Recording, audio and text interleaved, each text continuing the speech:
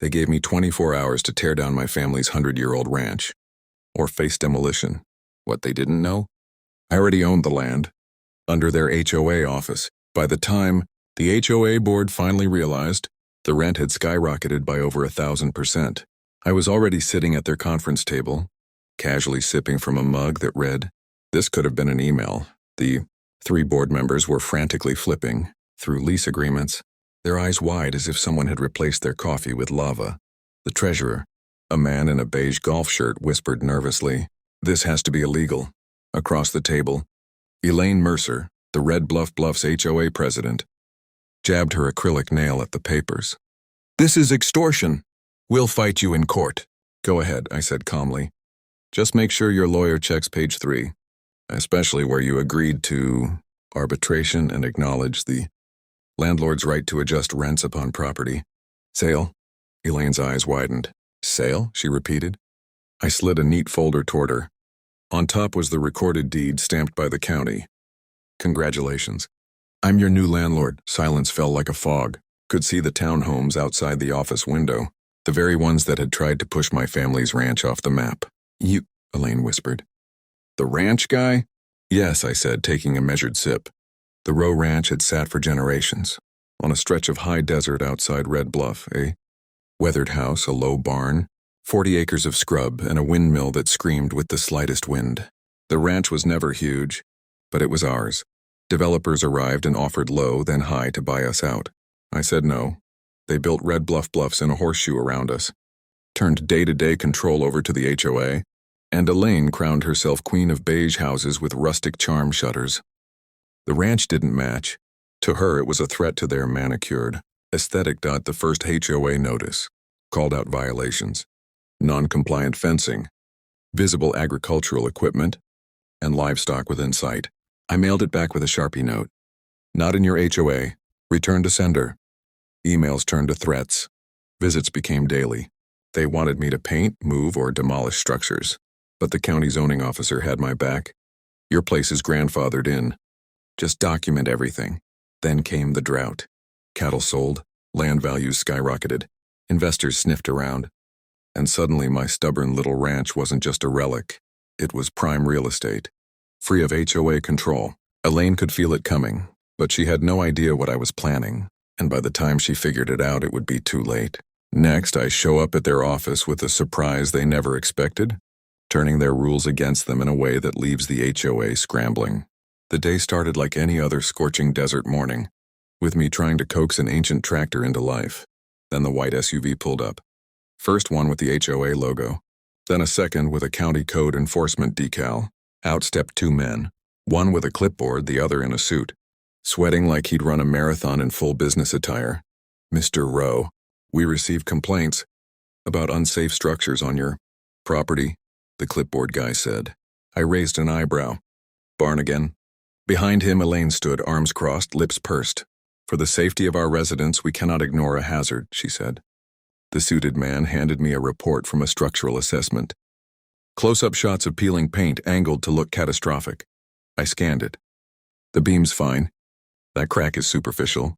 I'm a civil engineer. I fix this stuff for a living." The code officer hesitated. "Pending formal inspection, there's a recommendation for immediate mitigation. Demolition of the barn, possibly the house." Elaine sweetened the deal. "Sell and we'll fold your land into phase 2. Everyone wins." "How much?" I asked. Deadpan. "Not enough for the ranch itself." I declined. An hour later, the county handed me a 24-hour demolition order, 1 day to bulldoze a 100-year-old barn and possibly my house. The audacity. I folded the paper, tucked it in my pocket, and drove to town, calmly planning my counter. First stop, county office. I requested every complaint, every file. The emergency demolition order was already a joke. Then I drove to a tucked-away address linked to the original developer's filings. Red Bluff Holdings, LLC. A regional investment group had bought the old developer's portfolio, including the land under the HOA office, townhomes, and commercial parcels. I asked the representative, Trevor, a no-nonsense guy, "You own these ground leases?" "Yeah, we do. HOA handles most stuff. We just collect rent," he said, frowning at the complications. I offered to buy. Skeptical at first, he eventually agreed after I proved financing and extreme motivation. Back at the ranch, I didn't touch a single structure. Instead, I documented everything meticulously and got an independent engineer to confirm the barn was stable. I filed an appeal on the demolition order, freezing enforcement legally. 2 days later, the deal closed. I walked out as the proud new owner of the parcels under the townhomes, the office, and the overflow lot. Every lease had a little clause. Upon sale, the new owner could adjust terms to market rates. And guess what was up for renewal in 60 days? Elaine had no idea what was coming next. Next, I walk into the HOA board meeting, not as a neighbor, but as their new landlord, ready to flip the rules back on them in a way they never saw coming. Walked into the HOA clubhouse looking sharper than I had in months. Clean boots, crisp button-down, fresh shave, and a quiet confidence that made a few heads turn. Elaine sat at the head of the table, the treasurer tapping away on a calculator, and residents fidgeting and folding.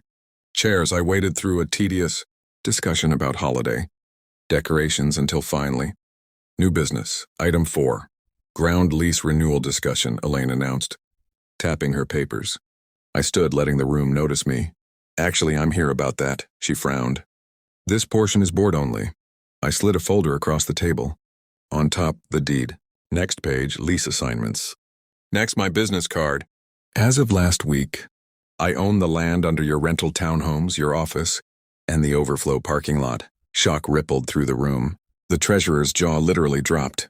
Elaine's high-pitched laugh was almost hysterical. Absurd, she gasped. You can't just— Yes, I interrupted calmly. And your old leases? Due for renewal in 60 days. Market rates apply, plus a modest surcharge for that. 24-hour demolition order you tried to serve, the treasurer scrambled through spreadsheets, murmuring calculations under his breath. Residents whispered among themselves. A few muttered, she did this to herself. I slid one final page forward, an easement and non-interference agreement. Sign this, I said. Freeze lease rates at a fair number instead of tenfold. In return, your HOA agrees never to interfere with the Row Ranch again, formally acknowledging its independence. Your president will read a statement at the next community meeting, admitting past overreach. The room tilted. Residents were watching Elaine, silently urging her to comply. She hissed, "You're blackmailing us." "No," I replied, smiling. "I'm simply letting the free market, which your developer created, do its job. You love property rights and contracts, right? Here's one you can't argue with." The treasurer finally nodded. The agreement was signed. Leases renewed. Apology statement approved. Elaine's fury was palpable, but the HOA had no choice. They had just been outmaneuvered by someone who knew the rules better than they ever did. 2 weeks later, in the dim glow of fluorescent lights, Elaine read the statement aloud to residents, voice shaky. The Row Ranch is historically significant and an important part of our community. Previous board actions were misguided. We commit to respecting its independence moving forward. Someone clapped. Another yelled, "Does this mean no more emails about fences?" "Yes," she said tightly. Legally, the demolition order was dead. Financially, the HOA now paid me rent every month. The barn was stabilized, fresh paint was applied, and a riding ring was built. And every time the HOA wrote a check, I smiled quietly, remembering the audacity that started it all. But the story doesn't end there, because even after victory, maintaining control over a stubborn HOA can be just as tricky as winning it. What happens when the board tests me again? Months passed. The Row Ranch stood resilient, stubborn against time, wind, and HOA interference. I kept the barn in top shape, added a small riding ring, and even started giving trail lessons. The old sign at the gate, Red Row Ranch, established 1924, felt like a victory monument. Every creak of the windmill, every sway of the barn, reminded me. Land remembers.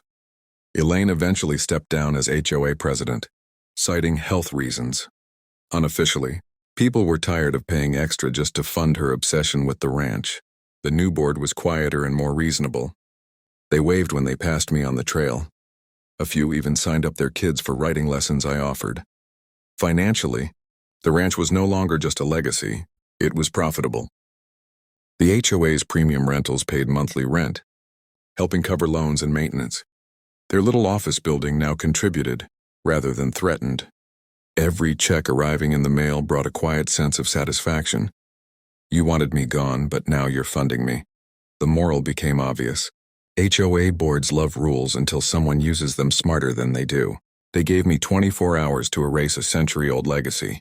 I gave myself 72 hours to acquire the dirt under their office, verify every fine print detail, and turn their own leases and contracts into tools for the ranch's protection. And as I watched the board, members scurry through paperwork, calculate rent increases, and occasionally glance at the ranch in quiet acknowledgement, I realized power isn't about anger or shouting, it's about patience, preparation, and knowing the system better than anyone else.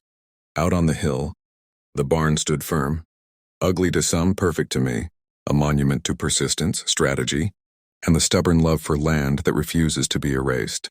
The wind creaked through the structure, whispering a reminder. In the battle of clipboards versus deeds, the land always remembers and the right owner always wins, and now, you've seen how a century-old ranch took on a rigid HOA and came out on top. If you enjoyed this story, don't forget to hit the like button, subscribe for more epic real-life tales, and share with friends who love seeing the underdog win. You never know. The next story might just be about a fight you can relate to.